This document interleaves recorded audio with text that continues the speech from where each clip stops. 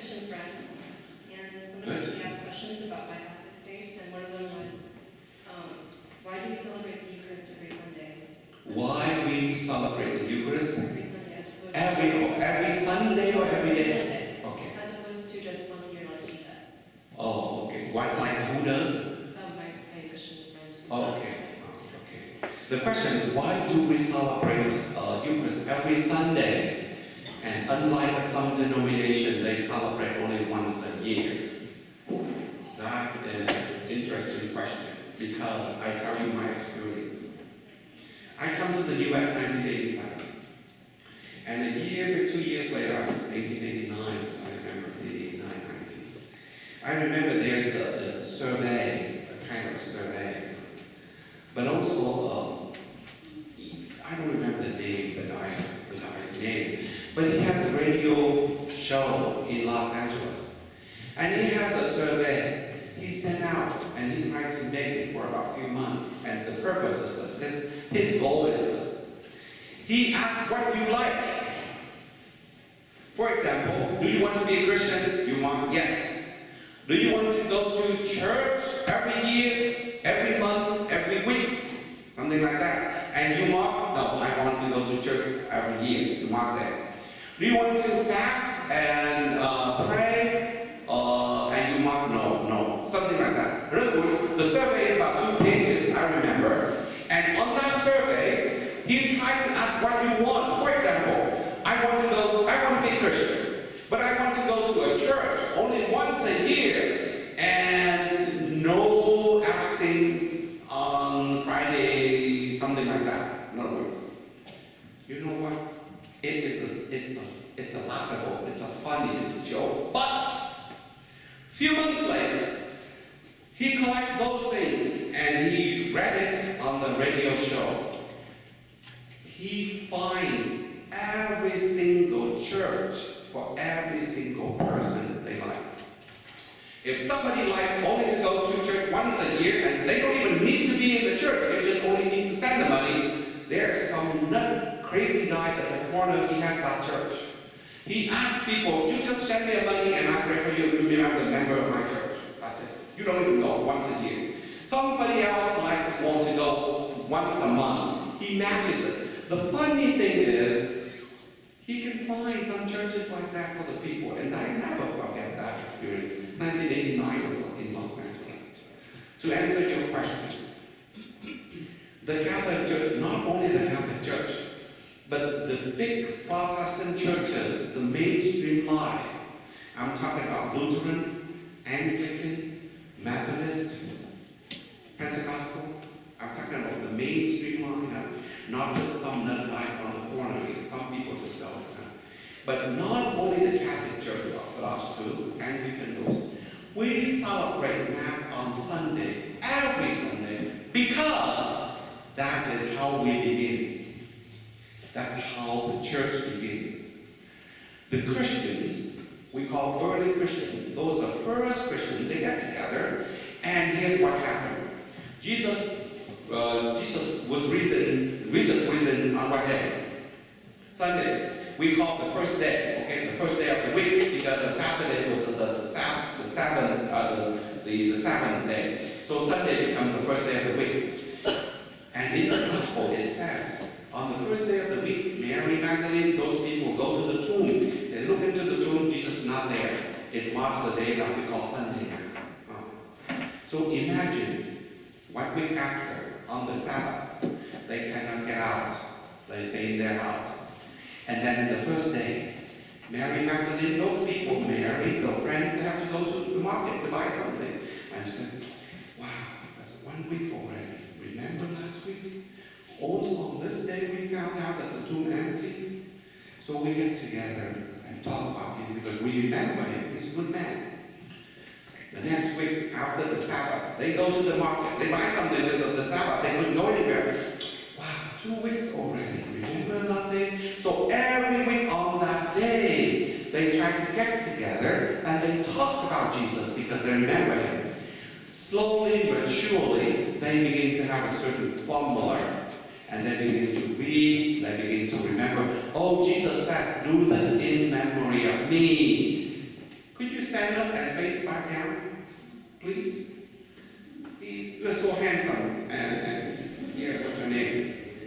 David, don't look at his face. Look at this shirt. Just put your hands out so we can see it. Do this in remembrance of me, see? And actually, that's what Jesus says. So every week they come together and they break the bread, they drink the cup, they remember him. And it becomes a habit. So every single week, on the first day of the week we call Sunday, people get together in their own house. And that's how the church begins. That's why the mainstream line, like the Catholic Church, and all of them, must celebrate on Sunday, every Sunday. Only some guys out there with a very minor denomination, they don't do that. Yeah. Oh, spiritually, now, to get out of it, you must believe first. Because if you don't believe, then it ruins everything. If you don't believe, then you don't need to go anywhere. Why waste gas to go to church, you know? But spiritually, what do we get out of it first? Jesus says a lot of things.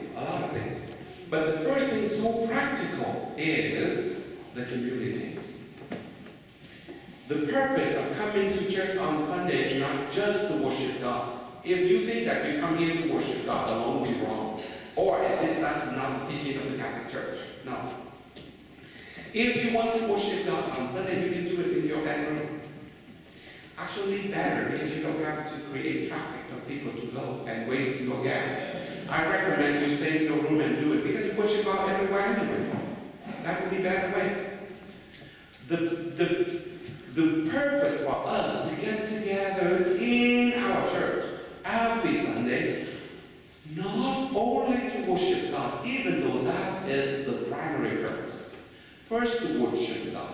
But second, to be with one another, support one another as a community.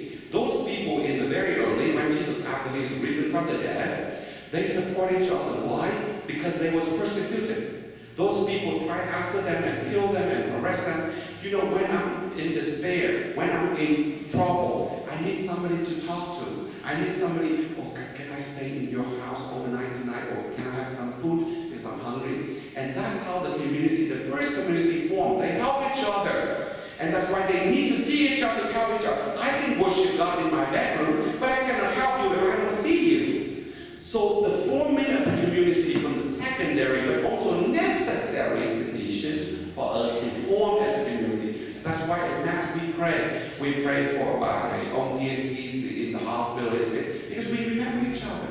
So what is the spiritual thing, the benefit that you get? Before I'm talking about spiritual benefit that you get, which I don't know, I'm talking about the physical things that I can see. You can have good friends here. You can have people whom you can talk to. And if you have some depression, frustration, or if you're not, and your friend who has, you can help him too. So the visible and the physical benefit we can see, we can feel it when we stand together as a community. And if you're loner, you may be good with God, but you're not with others. But here's a few things, if possible. One, somebody asked me, what about evolution? Are we coming from apes? And before ape was monkey, and before monkey, I don't know, dog, and before dog, I don't know, something, frog. In other words, are we coming from apes? The church has no answer, but here is the answer from the church. Believe in the truth. And the truth can come from science, because the truth cannot contradict itself. What the church asks you to believe is this. Read or recite the creed with me. I believe in one God, the Almighty Father, maker of heaven and earth, all things visible and invisible. That is what you and I must believe. If you don't believe, you're no longer Catholic. Now, what does it mean? What if someday we find out that evolution theory is correct? That means It begins with bacteria and then go up to something, a small, and then a small thing and a big thing, and finally become monkey and ape and become human being. What if someday that is the thing? It does not change our faith. What the church asks you to believe is this. We must believe that God is one who creates all things. If evolution theory is correct, then you and I must believe that the bacteria, the first thing that happened on earth, the first thing happened in the universe and everything, created by God. Evolution, just only a process of time. And if in that process of time, people can make it, more handsome, better, then it's fine. If you do not believe that God is a creator who created heaven and earth, you no longer Catholic. Therefore, the church did not ask you to say anything against the evolution theory. Again, it's only theory. Remember, don't make a theory become reality. Theory means something very convincing, but does not mean that it is. It still remains theory. But what I'm saying is this. What if 100 years from now, and they find out that evolution theory is correct, then it's the same. It doesn't change my faith. My faith is whatever the bacteria that originally created, God did it. That's it. My question is, in this Lenten season, as Can you speak a little louder? Yes, I can. In this Lenten season, as we're preparing for the sacrament of reconciliation, do you have any suggestions on how to examine your conscience besides looking at this? I recommend you, if you go to the sacrament of reconciliation, the list is long and it's also helpful. But I recommend something more practical than that. If you don't know what to do, then you can take the 10 Commandments to do it. But if you know what to do, I suggest this. Think about 3 criteria that you do it before you go to confession. 1, duty or responsibility with God. Did you do it well? Did you go to church? Did you check your conscience every night you go to bed? Did you do anything that makes you think that you make God sad? So in other words, duty or responsibility with God. Second, with others, just mention that. What do you do with your parents, your friends? What do you do with the poor? And not only what you do, but what you don't do, what you omit. Because sometimes you see people lying down there, dying, and you don't even help. Not only the sins that you commit, you steal, you steal things, you kill somebody, but also things you omit. Somebody needs your help and you ignore them. So first with God, second with others in general. Think about mom, think about dad, think about friends and your relationship with them. And the last thing with yourself. What do you do when you have a free time? Do you offer yourself to help others? In your own room, in your own dark room, do you do right thing or the wrong thing? So, in terms of examine your own conscience, you can follow the list, but sometimes it's so in detail. I ask you if you can follow that 3 criteria and pick something very significant with God, with others, with yourselves, and then have some kind of practical penance for it. Does that help? That's much easier than follow if you don't remember the 10 Commandments and things like that. Okay? Bây giờ cho đến ngàn thu, con hát ca và tán dương tình Chúa thương như đại dương bao la. Tình Chúa thương cho lòng tôi rào rạt. Tình Chúa thương như đại dương bát ngát. Như nắng ấm, như ánh lửa bếp hồng.